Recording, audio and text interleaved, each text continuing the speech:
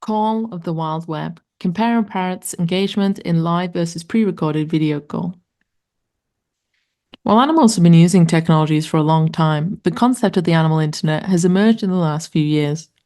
The animal internet aims to enrich animals' social lives by providing them with access to the digital realm, mostly through video calls, aiming to bridge the space between animals in separate locations. Prior research has shown that animals will voluntarily access and trigger video calls to other animals and humans when given the choice. But it remains an open question as to what meaning the internet holds for animals. Humans, having historically sought to understand the subjective experiences of animals for centuries, increasingly recognize animals' capacities for complex emotions and cognitive processes. As such, it prompts us to ponder the significance of the animal internet could have on their lives. As we develop social technologies tailored for animals, it becomes crucial to look at what their online interactions reveal about their evolving sense of self and perception of others in the digital space. While understanding an animal's experience presents complexities, by studying their behaviors over time through internet-enabled devices, this offers us a window into their decisions and internal states to begin to answer the question of what the animal internet means for animals and what the internet can hold for their lives. When considering animal perceptions and engagement with using the internet for video calls, two essential questions arise. Firstly, do animals' interactions differ between live calls or watching videos? As questions could be asked if animals recognize they are online in real time with another animal or not, and how this influences their interactions with social technologies. And secondly, as internet devices for animals exist inside people's homes, these devices are facilitated by humans who have insights into their own experiences and those of animals. So questions could be asked of how do caregivers of animals using video call devices perceive the differences and user experience of online or videos for both themselves and their animals. To investigate these two questions of how animals and their caregivers perceive and engage with the animal internet, we developed a system and method which facilitated a parrot in their home setting to connect to other parrots online by using a tablet computer to initiate video calls. Over a period of 3 months, the parrots used this live parrot-to-parrot video call system, after which it transitioned into a different mode for further 3 months. In the second mode, while the system and the parrot's control and availability remained consistent, the system played pre-recorded videos of parrots in video calls rather than connecting the parrots to live calls. In this way, we sought to investigate parrots' engagement in using the system in live versus pre-recorded videos. 9 parrots, varying in species and ages, took part in the study, and while all the parrots had previously viewed videos featuring other parrots, none had experience in live interactions with birds via video calls before. To test the difference in parrot behaviours with the device between live and pre-recorded video calls, the study had 7 distinct steps, comprising of the phases of training, meet and greet, open calling, and then interviews and questionnaires. The first phase of training involved training the parrots to use the video call system. This training protocol involved the parrots ringing a bell to signal the human caregiver. The human would then present the tablet, and the parrot would select a profile photo of a parrot to initiate the call. This training was conducted using operant conditioning and done over several days to not fatigue the parrots with a parrot behavior expert. Part of this phase was also to familiarize the human caregiver with the setup and method. Once the parrot was able to use the system by touching a bell and selecting a profile photo on the screen, the parrot then progressed to the second phase of meet and greet. During this phase, the birds were introduced to each other via video calls. Each parrot had 1 or 2 other parrots they could video call depending on their time zone and availability.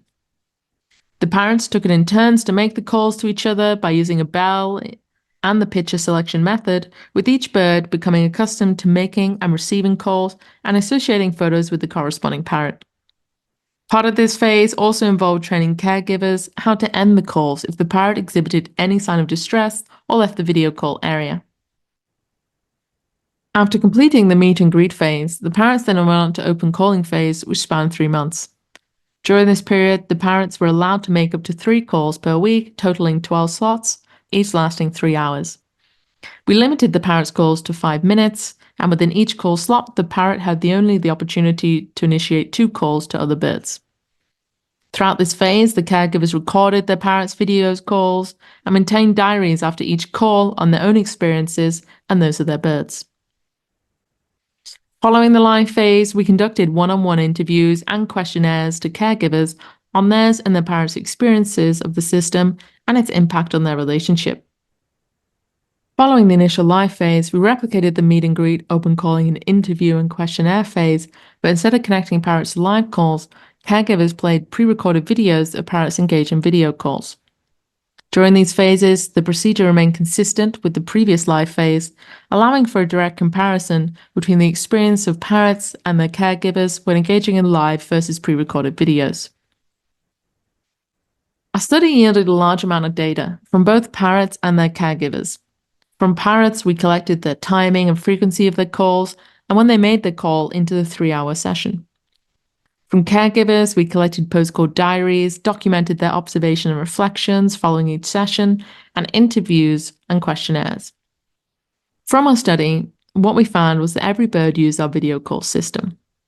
Across the 9 parrots, we recorded a total of 703 minutes of call time, 561 minutes from the live phase, and 142 minutes from the pre-recorded phase. Parrots made calls 60% of the time when the system was available in the live phase, dropping to only 37% of the total calls available in the pre-record video phase. All caregivers of the parrots said their parrots benefited from the live system, while just over half the owners believed their parrots gained anything from the pre-recorded system.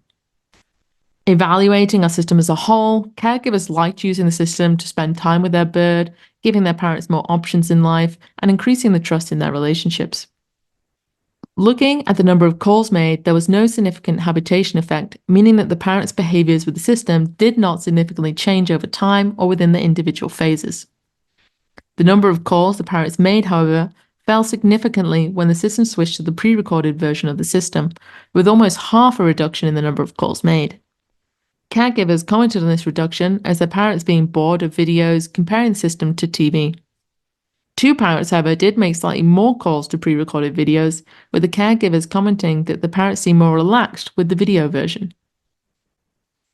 When looking at parrots' engagement in calls, measured by how long they spent in video calls, the parrots spent significantly longer time in calls than watching pre-recorded videos. The average call was 266 seconds in live versus 166 seconds in the pre-recorded phase. When we asked caregivers to reflect on their bird's engagement, caregivers commented that their parrot was more engaged in the live calls as it did behaviours like mirroring, intensely watching, preening, and moving closer to the screen. Looking at parrots' motivation to make the call, which is how quickly they made the call when the system was available, between the phases there were slight differences, but these were non-significant. When looking at the preferences between the system for the caregivers, their experience varied, but generally they expressed a preference for the live interaction for their parrots.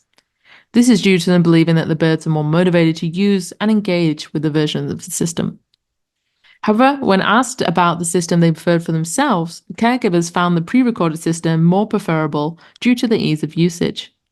The pre-recorded system offered greater flexibility compared to coordinating with another person for live interactions.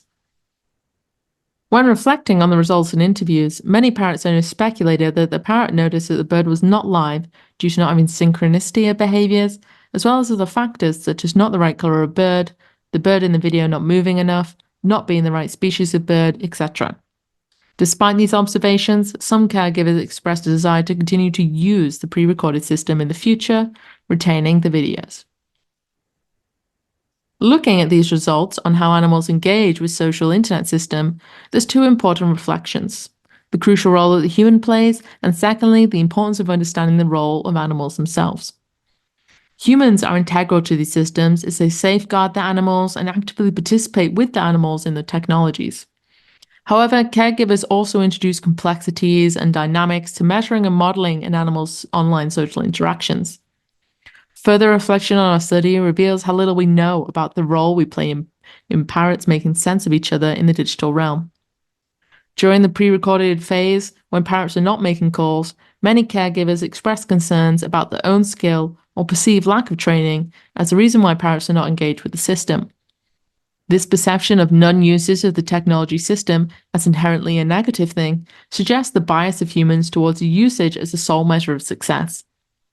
While it's not always simple to involve people in animal systems, it is a necessity to consider the broad context surrounding animals in internet systems, not just the animals themselves.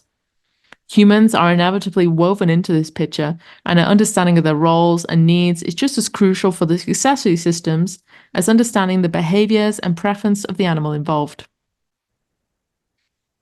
Although our study demonstrated that parrots significantly use the live video caller version of our system over a pre-recorded version, it does not explain why this is so. When looking at how animals understand selfhood and each other online, our human understanding of being online is heavily influenced by the focus of visual and auditory senses.